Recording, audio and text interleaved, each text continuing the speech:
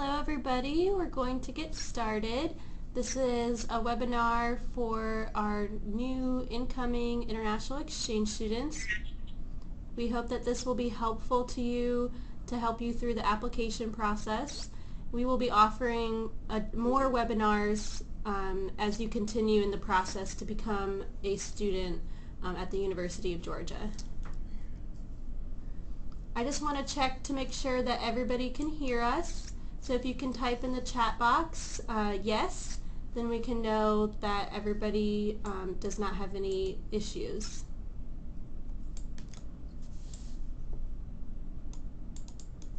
Alright, great. So we're going to get started. So my name is Marcia Crippen. I'm the Education Abroad Advisor at the Office of International Education, and I've been at the University of Georgia since July 2015. I'm really excited to be working with you all. I've traveled to several different countries, so I love working with incoming exchange students because it just allows me to learn more about your countries and to hopefully figure out places that I want to travel. Hi everyone, I am Lucas Vasconcelos. I am a PhD student at UGA in Learning Design and Technology. I currently work at the Office of International Education as the Education Abroad Graduate Assistant, and I am from Brazil. I'm a former exchange student just like you're going to be here, and I studied at UGA in the fall of 2011, and now I am applying for the degree.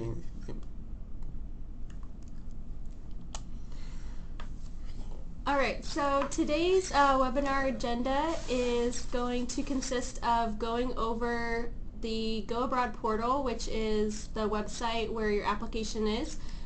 We have some new resources for students available on this portal, so we'll show you where those are located. Then we'll go over the incoming exchange brochure timeline and costs. We'll stop for a question and answer session. Then we'll move on to the exchange program application items. We'll discuss some important materials and explain those. We'll pause again for a question and answer session, and then we'll discuss the course request. And then we'll finally end with a final question and answer.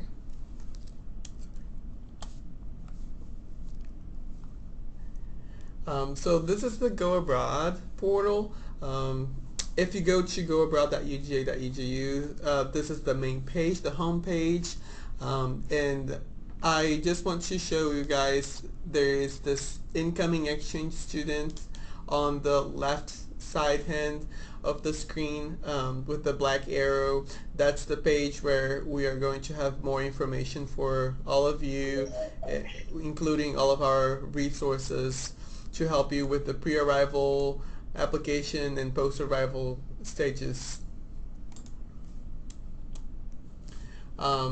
In that page we have plenty of resources that you can refer to.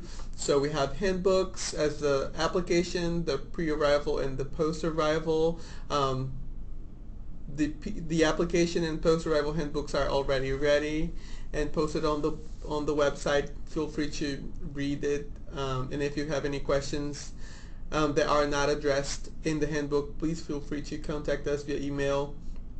We also have instructional videos that you can watch on our YouTube channel about how to create an account in the portal, how to search for your exchange program, how to start an application, and how to fill out the UGA Health immunization forms.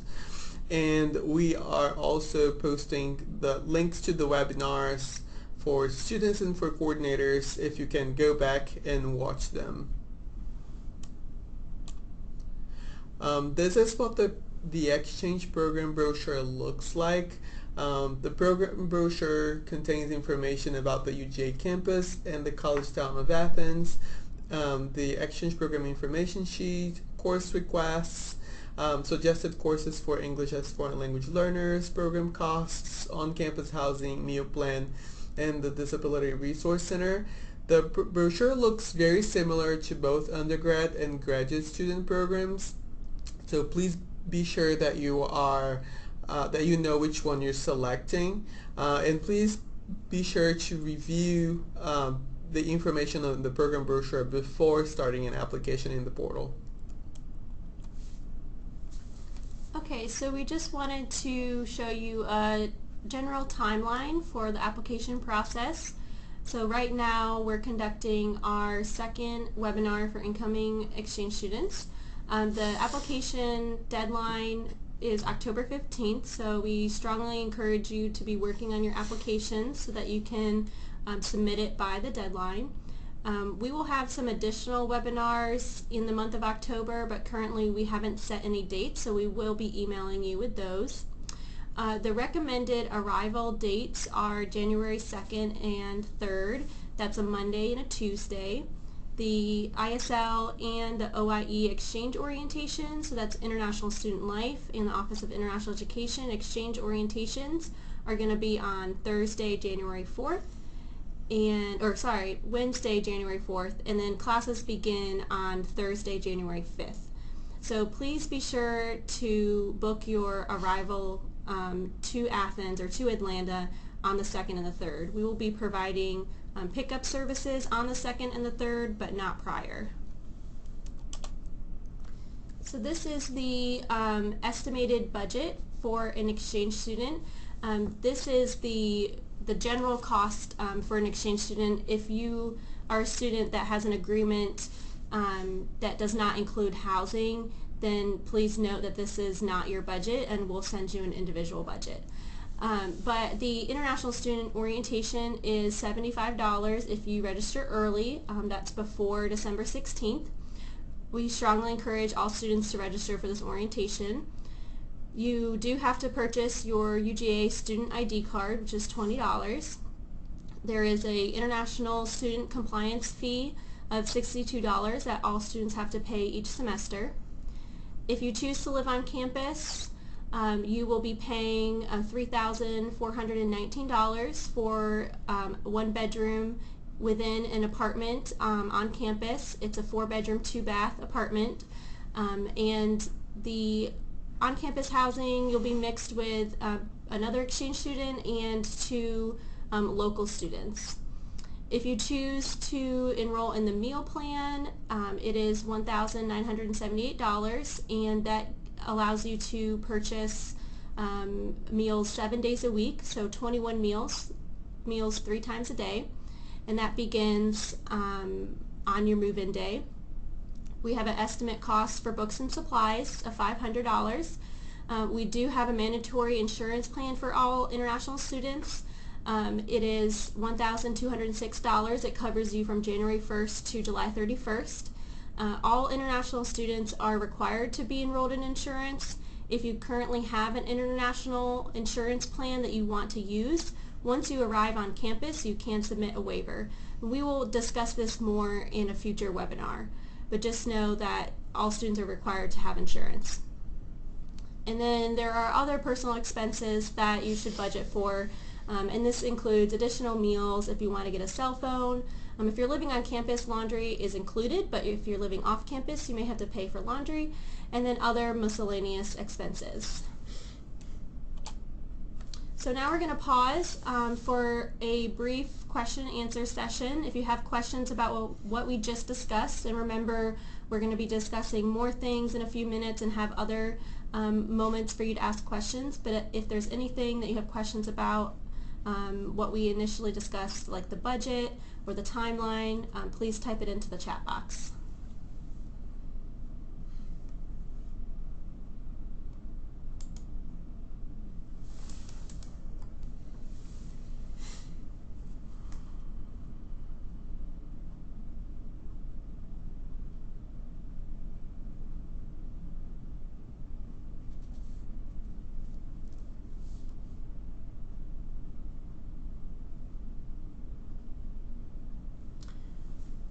Okay, so we're going to move on because nobody's typed in any questions, which is great. Hopefully we're being clear with everything. So this is the exchange program application items that you'll see within your application. There are questionnaires. These need to be filled out each individually. Whenever you submit each questionnaire, you will see a check mark in each box. On the right hand side, you'll see signature documents. These are items that you need to open and make sure to read thoroughly so that you understand everything, and then you mark it as read, so you digitally sign that document confirming that you have read it. And once you do that, again, there will be check marks for each item. On the left-hand side, you'll see the materials. So these are items that you will either need to upload or either Lucas or I will be checking off for you. So for example, the completed course request, once you submit that, we will manually go in and check that off. And that just needs to be submitted on the form. It doesn't need to be uploaded to your application. But everything else under that, so the in-progress academic subjects, the official home university transcript, the passport scan, the English score, and the undergraduate admissions application, those will be attached via the attached document section you'll see on the right-hand side. So you will be able to upload each of those and then select the document type. And then Lucas or I will go in within 2 or 3 days to manually check off that item. So just know if we haven't immediately checked it off, just be patient, and it might take us a couple days to mark it as received. Okay, so I am going to explain a little bit about the materials that you have to submit as part of the pre-decision phase of your application. The first one is the TOEFL or IELTS English score. So the University of Georgia does not accept any other proficiency score from other tests. So other English proficiency tests are not considered valid. A scanned copy of the official test report must be uploaded to the Go Abroad portal, and unofficial documents are not accepted. Please, we encourage you to take the English proficiency test as soon as possible, as it takes a couple weeks for the report score to be available. And in order to avoid delays in your application, it would be great if you could take the test as soon as possible. The minimum scores for undergraduate students is 80 for the TOEFL and 6.5 for the IELTS. And for graduate level applicants, the UGA Graduate School requires them to submit TOEFL scores electronically via ETS. You can use the graduate school code 5813, and ETS will send the scores on the student's behalf automatically. As health immunization documents, students have to fill out 2 specific documents, the certificate of immunization and the tuberculosis or TB screening form. And you can find the links on the slide. For more information about the vaccines, you can also follow the 3rd link on the slide. And we strongly recommend students to complete those health immunization documents as soon as possible. The university only allows students to start course registration once the health immunization documents are submitted and accepted. So students who take too long to start completing that document have their course registration process delayed. Now, some important instructions. The health forms must be approved by the health center prior to course registration. It may take 3 to 5 business days after submission for these documents to be reviewed. If not properly filled out, it may be necessary to revise the form with a doctor or physician. The vaccines should not have been taken before 1 year of age, otherwise they're not considered valid, or more than 10 years ago for specific cases such as a tetanus shot. The second dose should be taken no less than 28 days after the first one, and the tetanus vaccine should not be older than 10 years. If any of the 3 last bullet situations occur, then additional shots may be necessary. And all of this information is on your application. You'll see the signature document about submitting your health form, so you can find those links on your application as well. The other materials are the undergraduate admissions application, which you can upload the screenshot of the email confirmation or the confirmation message you receive after completion of the application. The home university transcript. You can upload an official scanned copy of your home university transcript, and if your university does not issue documents in English, then you can upload the original one and the translated version of the transcript, and the document should be translated by a certified translator. We usually tell students that we do not accept documents issued automatically by student management systems. So usually the official copy has the university stamp or symbol. And the last one is the in-progress academic subjects. So if your university transcript does not include the subjects you were taking while you're applying to UGA, you can create a Word document listing the current in-progress subjects, including their course titles, and upload it to the Go Abroad portal.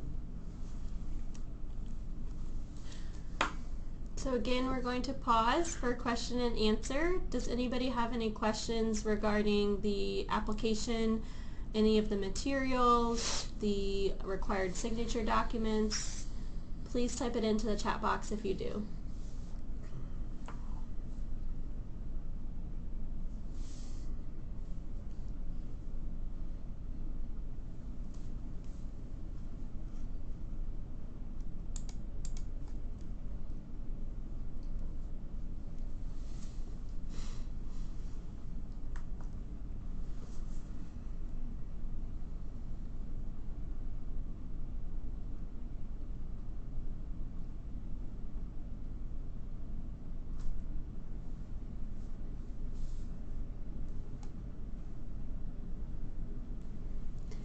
Okay, so it looks like we don't have any questions right now. We'll have a final question and answer section at the end of the presentation. So please know if you have any questions that you can wait until the end for another question and answer. So now to discuss the course requests. So as you can see on your application, there is a section where you can reach the course request form and also additional information about finding courses to take for spring 2017. It's very important to prepare your course requests early so that our office can process the courses and reach out to different colleges and departments for courses that may need approvals in order for you to register. So many courses do not require any special permissions to register, but some, such as business classes, international relations or public affairs classes, and some of the upper level courses within different subject areas do require permission. So this is why it's important to submit your course request early. So you'll be able to look at the schedule of classes as well as the UGA bulletin. The bulletin will have descriptions of the courses, and that's where you can also find the prefix and the number for the courses. It's important to look at if the courses have prerequisites, so those are courses that you should take prior to enrolling in a course. And if you have not taken that prerequisite, then we suggest that you don't request that course because we probably won't be able to get you permission for it. And you can choose 4 preferred courses and then 4 alternate courses. So you can see on the left-hand side is the schedule of classes.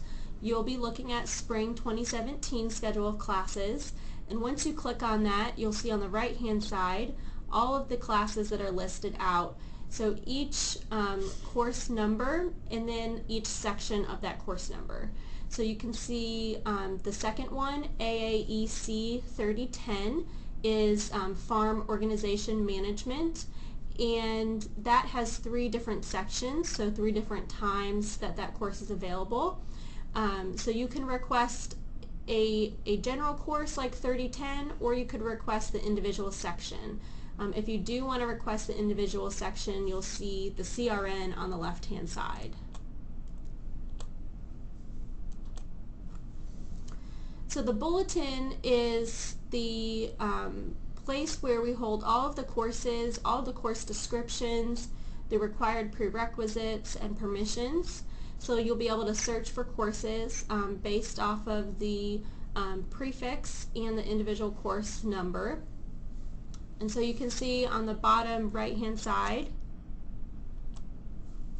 that you have the description of the course. The prerequisites is Finance 3000.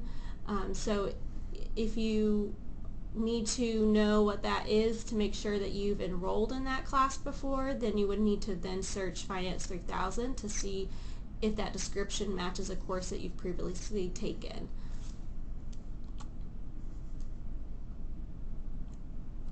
This is our course request form.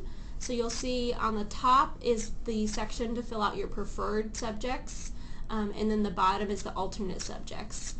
We suggest filling out all 4 preferred and all 4 alternate, because if you're not able to get your preferred courses, we can then choose from your alternate courses to get you permission for those. Make sure to list the correct subject, the number. The CRN is not required, but some of the courses do only give you permission for one section. So if you can, list the CRN, which is the unique number for each section, the title of the course, the number of credit hours. If the course has a prerequisite, please put it in there, and then have you taken the prerequisites that are required for that course so that we know whether or not you are eligible to take that course. And then finally, you can leave a comment about that course. So in the near future, after your pre-decision phase, after you're officially accepted as an exchange student, you're going to continue your process in the portal with some post-decision items. So first, you're going to apply for on-campus housing at the East Campus Village if you decide to stay on campus. You're going to register for the International Student Orientation, and the link for registration is on the portal. You are going to sign up for the UGA meal plan. You can also sign up for the meal plan upon arrival on campus if you decide to test it and visit the facility, and you're going to be asked to commit to the exchange program after the official acceptance. So once your application is tagged as accepted, the next time you log into the portal, you're going to be asked if you would like to commit to the program. And you will be able to complete these steps after you are officially accepted.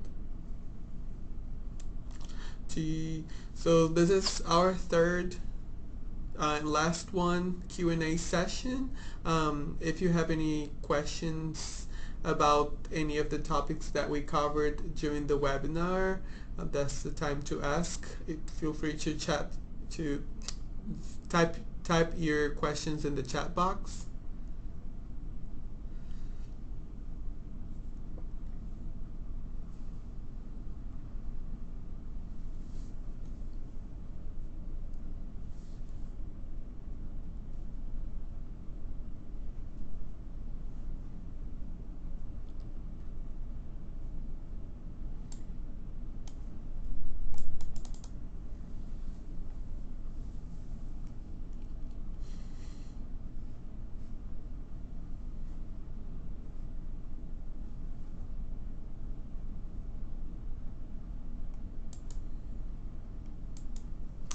Okay, so it looks like nobody has any questions. We just want to thank you for attending this webinar, and we